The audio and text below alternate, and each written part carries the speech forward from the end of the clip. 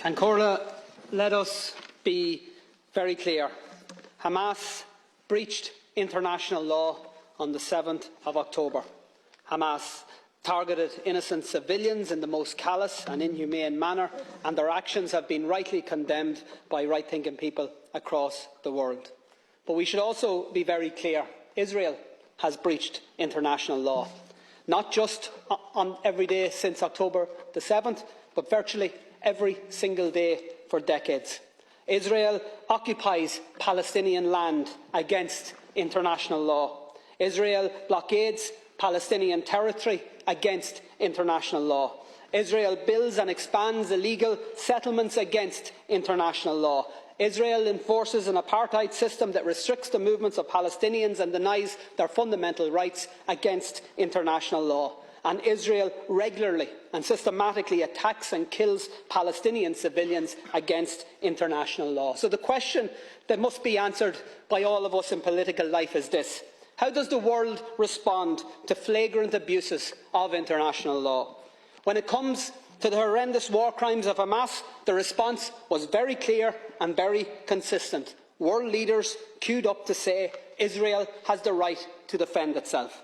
One after another repeated the words, the great and the good, including our government: Israel has the right to defend itself. Repeated in statement after statement, tweet after tweet, despite the full knowledge that those words have become contaminated.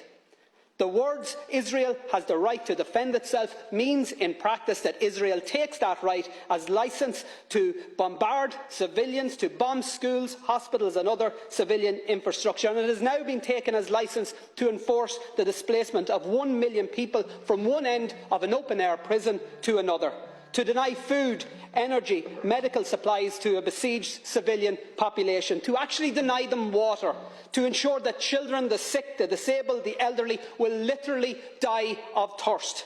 Israel has the right to defend itself has now become cover for Israel has the right to commit genocide right in front of our eyes.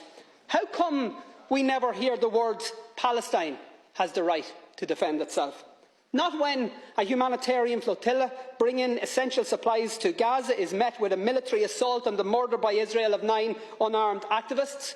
Not when Palestinians march in peaceful protest against a legal blockade and are met again with a military assault and the murder of 300 of them. Not after the countless bombings of Gaza by Israeli forces. Not even when Israel targeted and murdered 4 little Palestinian boys playing football on a beach. And not when Palestinians were dragged from their homes and forced to watch as those homes were destroyed to allow for new illegal Israeli settlements on lands that are clearly defined in international law as part of Palestine. And not after the countless offensive attacks by Israel against the people of Gaza or the West Bank have we heard anybody in this House or any Western leader utter the words "Palestine has the right to defend itself."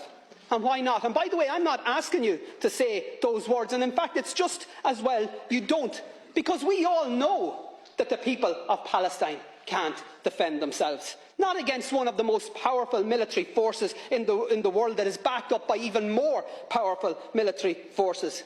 The truth is that the people of Palestine, just like the innocent people of Israel, don't need the international community to tell them that their leaders have the right to inflict more bombings, more pain, more suffering. They need the international community to say stop.